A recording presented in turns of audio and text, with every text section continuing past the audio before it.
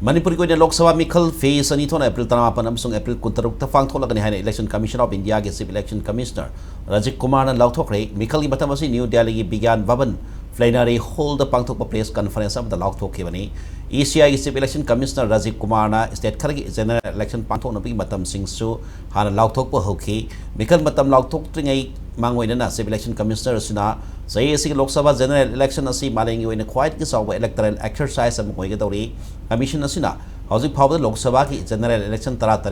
state assembly election samari ki mathakta leba kasi president amdi vice president khanbi election tara pangthokre masi gold standard amani haiki leba kasi registered tarba voter masing crore marputra tare jawre Mikhal asi ki damang polling station lak tara hen mata EVM lak yakai manga rom sujinadona vote thadana gani